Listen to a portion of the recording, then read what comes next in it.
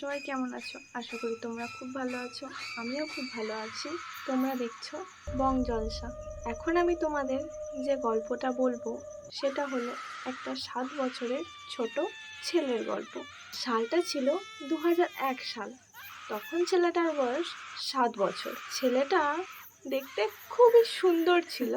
আমি শুনেছিলাম একদিন ছেলেটার জ্বর এলো। জ্বরটা এলো কালী পুজোর ঠিক 7 দিন আগে। তো ছেলেটার যখন জ্বর এলো তখন ডাক্তার ডাকা হয়েছিল। ডাক্তার এসে ওষুধ দিয়ে গিয়েছিল। ওষুধ দিয়ে যাওয়ার পর ছেলেটা ওষুধটা খায়। বাবা মা চিন্তাও করে যে ছেলেটা ওষুধ খাচ্ছে তাও কেন ভালো হয়নি। ছেলেটাকে নিয়ে ওঝার কাছে গিয়েছিল, মানে যারা তান্ত্রিক সাধনা করে তাদের কাছে গিয়েছিল। যাওয়ার পর ছেলেটাকে দেখে বলে যে একে এখন বাড়ি নিয়ে যা, কালী পুজোর পর আমি তোদের বাড়িতে যাব। কথাটা বলেছিল সাধু বাবাটা। তারপর ছেলেটাকে নিয়ে তার বাড়ির লোক চলে এসেছিল বাড়িতে। 1-2 দিনের মাথায় ছেলেটা মারা যায়। ছেলেটা মারা যাওয়ার পর ওঝাকে ফোন করা হয়। ফোন করার পর ওঝা বলে ঠিক আছে, ওর শরীরটাকে রেখে দে, বরফ দিয়ে শরীরটাকে বাড়িতে রেখে দে। ওরা তাই করে। এবার সামনে কালী পুজো আসছে, বাড়িতে লোকজনও আসবে, তার উপর ওরকম বাড়িতে রেখে দিয়েছে। ওর বাবা মা কি করেছে, ওকে 7 বছর বয়স তো সেজন্য ওকে পুঁতে দেওয়া হয়েছিল। তারপর পুজো কেটে যায়, তান্ত্রিক বাবা আসে। তান্ত্রিক বাবা যখন আসে পর ছেলেটাকে যেখানে পোঁতা হয়েছিল সেখানে তান্ত্রিক বাবাকে নিয়ে যায় তার বাড়ির লোক। নিয়ে যাওয়ার পর তান্ত্রিক বাবা একা আসেনি, তান্ত্রিক বাবা আর 2 জন এসেছিল।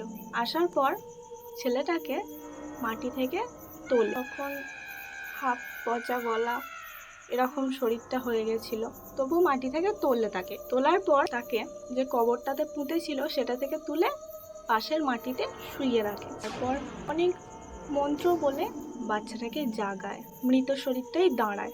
দাঁড়ানোর পর তান্ত্রিক বলে যে তোকে এইভাবে শেষ করে দিয়েছে, তার কাছে নিয়ে চো আমাকে। তারপর তান্ত্রিক বাবাকে নিয়ে যায় তার কাকিমার কাছে। তো কাকিমাকে ভূতে ধরেছে জানতে পারা যায়। জানতে পারার পর কীরকম গলায় বলে, তান্ত্রিকদেরকে বলে যে চলে যা। তারপর তান্ত্রিকরা যখন ভালোভাবে তাকে জিজ্ঞাসাবাদ করে সেই কাকিমাটাকে, তখন জানা যায় যে যে কাকিমার শরীরে আছে সেই কাকিমাটাও আর বেঁচে নেই। ভূতটা তার কাকিমার শরীরের সব রক্ত খেয়ে কাকিমাটাকে মেরে তার ভেতর ভূতটা ছিল। বাচ্চাটাকে ওইভাবে খেয়ে শেষ করে দিল। আর তার সঙ্গে আরেকটা কথা বলতে চাই। কথাটা হলো, আমি যে ঘরে থাকি সেই ঘরে, মানে ঘরেতে ঢুকতেই ডান দিকে আমাদের ফ্রিজ আছে। আমি খাবারটা নিয়ে ফ্রিজে রাখতে চাই। ফ্রিজটা যখন আমি খুলি, আমাদের ঘরের যে দরজাটা দিয়ে যেন মনে হয় কেউ ঢুকে গেল। একটা পচা গলা মাথার এইখানটার কাজটা আমি দেখতে পেলাম। তাছাড়া আমি আর কিছু দেখতে পাইনি।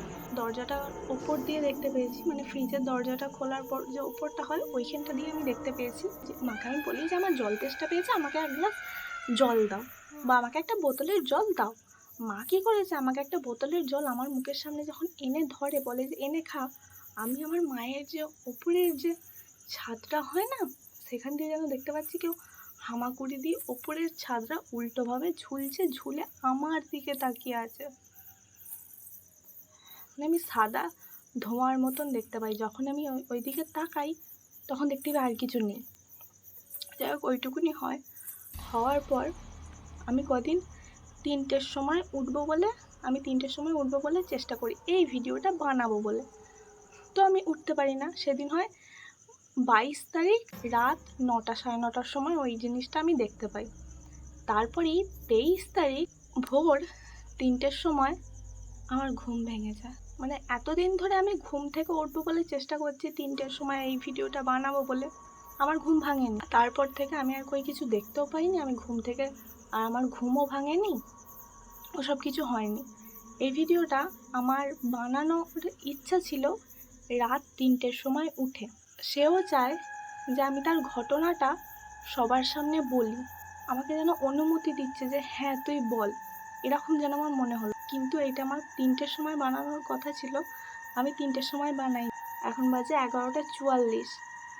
আমি এই টাইমে বানাচ্ছি কারণ 3টের সময় বানানোর মতন কোনো ক্ষমতা আমার কাছে নেই। আমি এতটা পরিমাণে ভয় পাচ্ছি, সেই জন্য নিজের থেকে মনে হলো যে বাচ্চাটাও হয়তো চায় যে আমি গল্পটা বলি।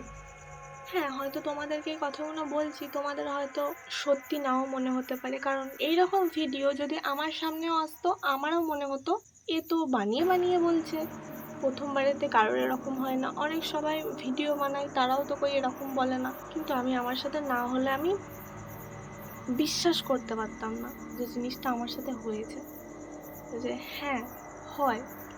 সবাই মিথ্যা কথা বলে না, কেউ কেউ সত্যি কথা বলে, কারণ আমার সাথে হয়েছে তো সেই জন্য আমি বলছি। আর আমার প্রচণ্ড পরিমাণে ভয় লাগছে, এখানে আমি যখন থেকে বসে আছি তখন থেকে যেন প্রচণ্ড পরিমাণে হাওয়া দিচ্ছে। যাই হোক, তোমরা যেখানেই থাকো ভালো থাকো, সুস্থ থাকো।